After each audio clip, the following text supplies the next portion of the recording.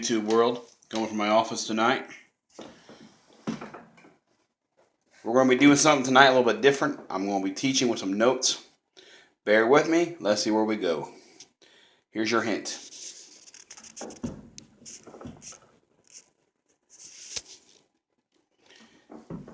Do we have witches and witches followers in church? Let me say that again. Do we have witches and witches followers in our modern day American churches? And the answer is yes. I'm going to go here a little deep. I'm going to try to take about 12 minutes and try to get this. I might have to go to a part 2. If I do, continue to part 2. Thank you. How many of you Christians out there celebrate Halloween? How many of you have ghost stickers up on a window? Or how many of you go out and buy costumes for your children and you dress them in demons and ghouls? Dress them up as little singers that look like prostitutes and Harry Potter, and you celebrate all this evilness, watching scary movies, and you're saying it's okay. Let's go deeper. How many of you go to a Christian church and they have trunk or treats or treats coming out of the back of cars and they celebrate, and when you go up to them, they look just like the world. You have skulls, you have costumes, you have this, you have that. You may be a follower, and you may be the witch. Let's go on a witch hunt. Will we?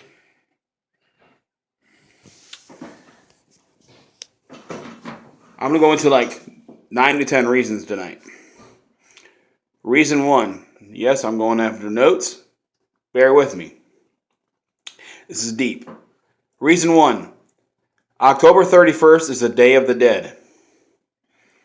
They celebrate the dead. Last time I checked, Jesus said, bring life. He said, do not be of this world, and do not touch unclean things. I will give you scripture later. Let's continue. Reason 2. Halloween is the first feast of the witches. It's the first feast of witchcraft.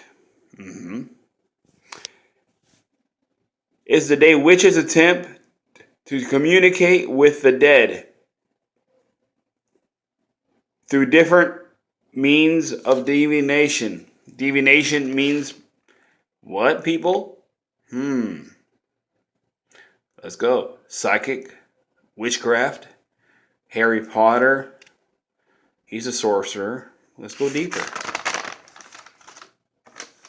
Christians should not be involved in occultic practice or divination. Look at Deuteronomy 18. I'll let you study Deuteronomy 18 yourself. Go back and check Deuteronomy 18. Occultists believe Halloween is a time of visitation of death. They believe it's a time they can communicate with the dead. Some even lay on graves of dead ones, of past people, believing they're going to get witchcraft, believing they're going to get spells, believing they're going to get words from the dead. Hence tombstone. When you see tombstones for sale, hence that. Occultists also believe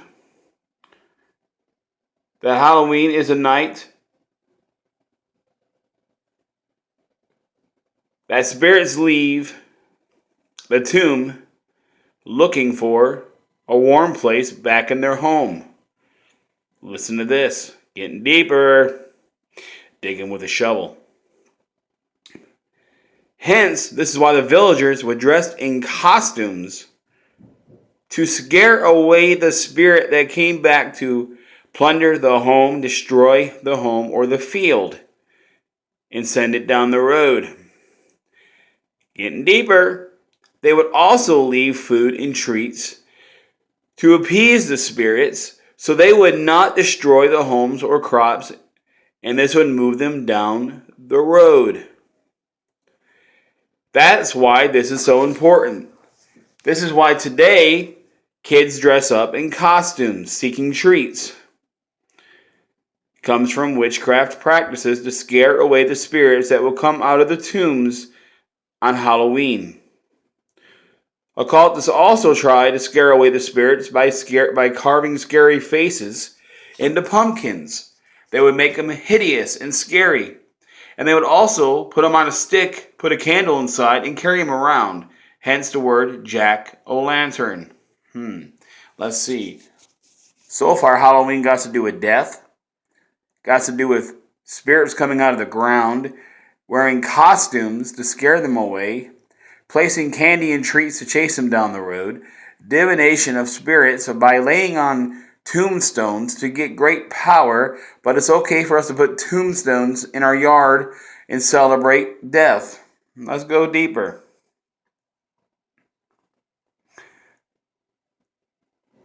Some witchcraft covens even close the year of the death and divination by eating an apple. Sound familiar? And they also engage in fertility rites by eating an apple. Sound familiar? Look at Genesis 3. Look what an apple did. Brought life and death immediately, did it not? Also, look at bobbing for apples. Hence, divination and fertility rites. That goes back to witchcraft. Reason number 8. It's getting good. Getting real good. I might be able to do this in one hit. Schools are removing any religious significance. For Christmas, they're calling it winter break. Easter, they're calling it spring break. But Halloween is highly, highly occultic and is still celebrated and allowed in every school across the United States. 9. Participating in Halloween gives sanctions to witches, divinations, haunted houses, and other occultic practices to enter your home and gives them legal rights to even possess those with open spirits and open mind. It also gives an image of death. Halloween shows death, murder, suicides. It shows blood. It shows pain, fear. It shows all kinds of different things. When you look at kids wearing costumes, just look around in the stores. See what you see. Do you see anything in the Halloween owl that brings life?